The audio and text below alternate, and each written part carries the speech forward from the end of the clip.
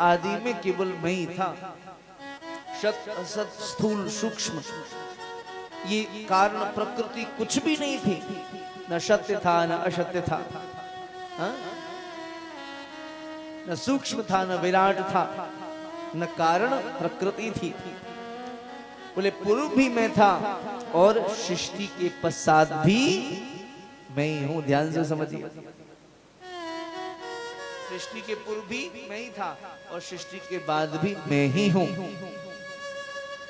ब्रह्मा जी, यह विश्व जो दृष्टिगोचर हो रहा है समग्र जगत के रूप में मैं ही दिखाई दे रहा हूं। प्रलय में जो शेष रहता है वह भी मैं ही हूं। तुम्हारा जो यह रूप है वह भी मैं ही हूं।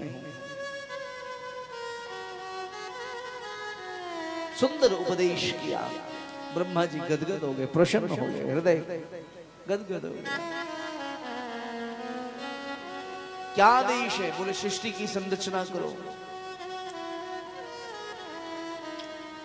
सृष्टि की संरचना करो। ब्रह्मा जी ने आदेश प्राप्त करके 10 प्रकार के सृष्टि को किया।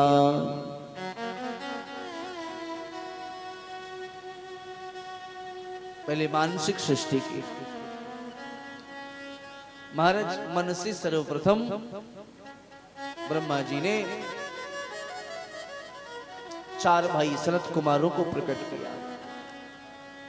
वर्षों बीत गए, बड़े ही न हो। बेटा बोले पिता बोले जल्दी बड़ा हो जा। बोले बड़ा हो के क्या होगा? बोले तेरा विवाह कराएंगे तो सृष्टि की अभिवृद्धि होगी, इसका विस्तार होगा। भगवान का आदेश है, उनकी बगिया में फूल खिलेंगे तो वो खुश होंगे। बोले पिताजी ब्याह करूंगा तो फिर मन जो है पत्नी बच्चों में जाकर के अटक जाएगा। हा? पत्नी और बच्चों में जाकर के मेरा मन अटक जाएगा, इसलिए ब्याह नहीं करूंगा। आयु होगी 5-4 साल की, 5 साल के बच्चे लगते हैं, ब्याह नहीं किया। फिर मन से मरीचि को प्रकट किया, बाद में रुद्र को प्रकट किया। सृष्टि करो। सुंदर। तुलसी जल डाल दीजिए, तुलसी जी। ये बात, ये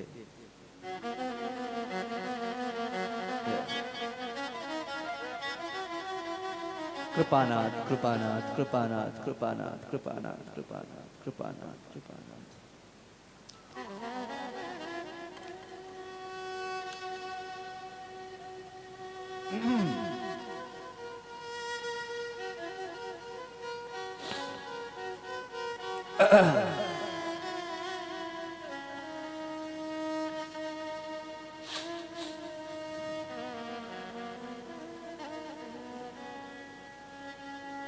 रुद्र को प्रकट किया।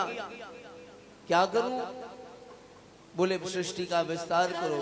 रुद्र भगवान ने भूत प्रेत प्रकट कर दिए। ब्रह्मा जी को गाने दो। बोले ये सब नीचे बंद करो इसको। महादेव चले गए तपस्या करने के लिए। नमामि समेसा निर्वाण रूपम्, नमामि समेसा निर्वाण रूपम्। बाद में ब्रह्मा जी ने मन से मरीचि को प्रकट किया। विवाह हुआ, मरीचि से कश्यप प्रकट हुए।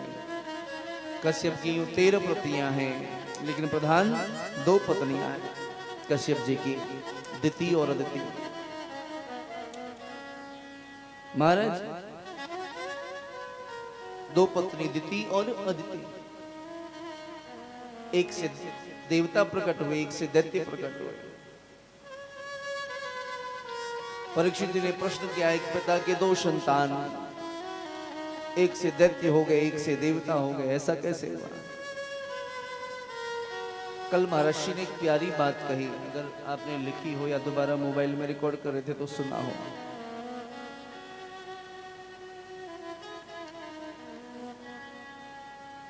बहुत प्यारी बात कह रहे थे, मुझे शब्द पूरा याद नहीं है, कोई लिख भी तो रहा था, आप में से किसी ने लिखा हो अगर ये पंक्ति, बहुत अच्छी बात कही उन्होंने।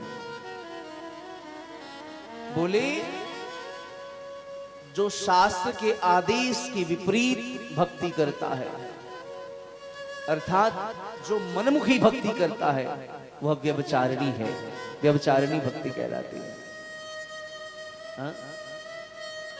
शास्त्र के आदेश के अनुरूप ही भक्ति करनी चाहिए, उससे विपरीत जाते हैं तो वह व्यभिचारिणी भक्ति कहलाती है। देवालय में जाकर के सावधान रहिए, भावना में आकर के कुछ भी नहीं करने लग जाना है।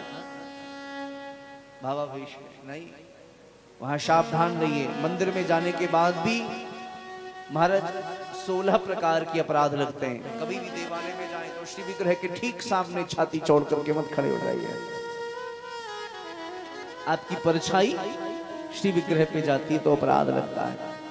थोड़ा साइड से देखा है कभी किसी महापुरुष को दर्शन करते हुए? साइड से दर्शन, प्रणाम, साष्टांग। कभी आपने मुझे भी देखा हो तो बीचों बीच नहीं, साइड से लेकर हमारी परछाई श्री विग्रह पे न जाए, अपराध है।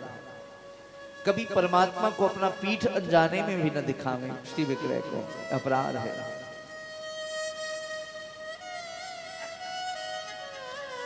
भगवान वेदव्यास श्री सुखदेव जी कहते हैं परीक्षित से, परीक्षित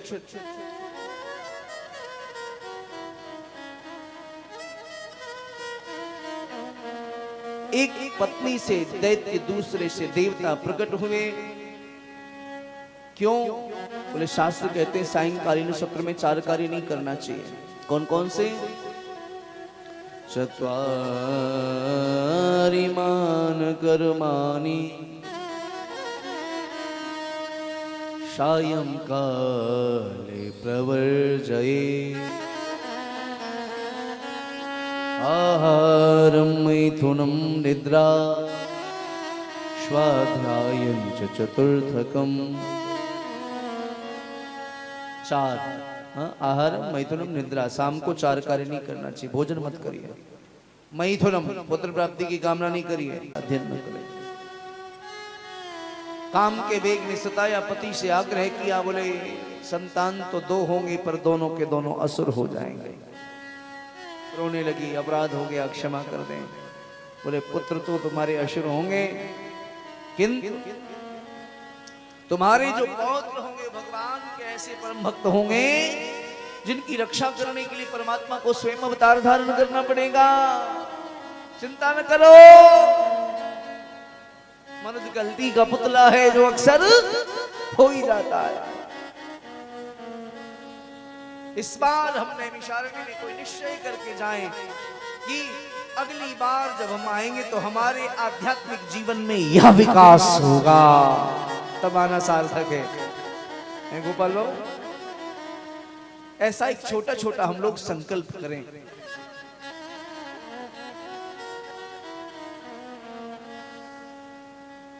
कथा में आओगे तो सांसारिक विकास तो ऐसे होगा ही, धनादि व्यवसाय ये सब तो बढ़ेगा ही, तो छोटा सा विषय है। व्यापार बढ़ेगा ही। माई कथा सुनोगे तो बेटे का व्यापार तो बढ़ेगा ही। अटल जी चकाचक रहेंगे। शिव शक्ति स्टोर्स खूब बढ़ेगा, उसमें कोई दिक्कत नहीं है। पर हमारा आध्यात्मिक विकास बढ़ रहा है कि घट रहा है? हाँ, ठाकुर जी की कृपा है कि हमने पकड़ के रखा है, किए जा रहे हैं क्रियाओं को, किए जा रहे हैं, कथा सुन रहे हैं, सब कुछ कर रहे हैं, पर आंतरिक उत्थान हमारा कितना हो रहा है, यह भी हमें चिंतन करना है। हाँ? कोई एक संकल्प इस बार लेकर के हम यहां से जा रहे हैं, यह हमें नियमित रूप से करना है, और फिर चिंतन करें उसका जीवन में प्रभाव क्या पड़ रहा है। मेरा हवन कभी छूट जाता है तो ऐसा लगता है पागल हो गया हूं क्या। हमारा व्यवहार जो होता है बड़ा उच्छृंखलों जैसा हो जाता है। मैंने कल एक बात कही थी कि कल की परसों जब कोई आग्रह करता है कि महाराज जी हमारे यहाँ कथा करिए, तो मैं क्या बताऊं, इतनी खुशी होती है। कथा ये वाणी न गावे ना तो लगता है जीवन निरर्थक हो गया क्या, नष्ट हो गया क्या। इसलिए नहीं कि कथा से कुछ आए हो जाएगा, नहीं।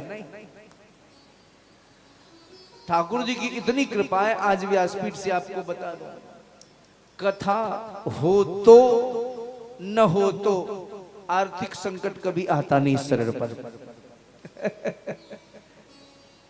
माई हो तो न हो तो, लेकिन हाँ आध्यात्मिक रूप से अवनति होने लगती है। इसलिए बार बार एक ही आग्रह, वाणी जब तक है, शरीर जब तक है, कथा गाती रहे, गाती रहे, गाती रहे, गाती रहे, गाती रहे। अब तो मैंने अस्तर देखना भी बंद कर दिया। पहले तो अस्तर देखते थे, बड़ी कथा हो, ऐसा मंच हो, ये हो, वो हो, ये सब भी व्यर्थ का ये पवारा है। बस कथा होनी चाहिए तो सज्जन। भगवान वेद व्यास कहते जन्मेजय से जन्मेजय, भगवान देखो देवी भागवत वाली बात ही आ जाती है, वेद व्यास और जन्मेजय। भगवान सुखदेव कहते हैं परीक्षित से, परीक्षित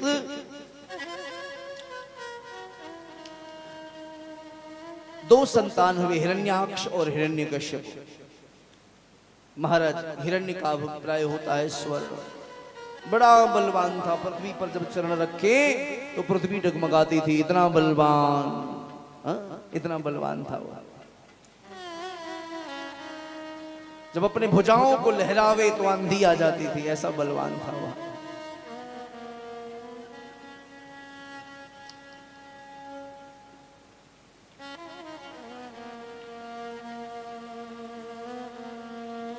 बल के मद में अत्याचार करने लगा, पृथ्वी को लेकर के महाराज रौंदने लगा।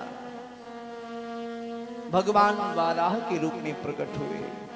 एक दिन भ्रमण करता हुआ जा रहा था, रास्ते में श्री नारद जी से भेंट हुई। कहां जा रहे हो? दूर से नारद जी को आते हुए देख करके उसने सोचा, उसे लगा कि लगता कोई बलवान है, पहलवान है, चूंकि वीणा ऊपर में गदा टाइप होती है ना, वीणा देखा होगा ऊपर से, ऐसा। नारद जी कीर्तन करने लग रहा है, कोई बलवान आ गया, बोले आओ युद्ध करो। नारद जी ने कहा मैं युद्ध करना नहीं जानता, कराना जानता हूं। प्यार से बोलो जय श्री कृष्ण। करना नहीं जानता, कराना जानता हूं। तुम्हारी खुजली अभी मिटवाए दूंगा। कैसे? बोले चले जाओ दक्षिण दिशा की ओर। खुजली मिटाने वाला आ गया, गए। भगवान वाराह ने देखा, अरे आओ आओ स्वागत है तुम्हारा, आइए ग्राम सिंह जी स्वागत है आपका। अरे महाराज अब तो और सीना चौड़ गया जी। किसी अज्ञानी का खूब प्रशंसा करिए ना तो गोलगप्पे जैसा फूल जाता है।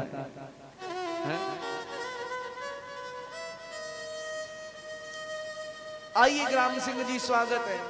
अब बेचारा क्या समझे ग्राम सिंह माने क्या होता है? श्रीमद् भागवत में ग्राम सिंह किसी का है, सुनिएगा। ग्राम सिंह संस्कृत में ग्राम सिंह माने होता है कुत्ता। ग्राम सिंह माने क्या होता है? जोर से बोलिए ना, कुत्ता। आइए ग्राम सिंह स्वागत है आपका। भयानक युद्ध हुआ। भगवान ने हिरण्यकश्यप का उद्धार, हिरण्याक्ष का उद्धार किया, पृथ्वी की रक्षा की। बोलिए श्री वाराह भगवान की।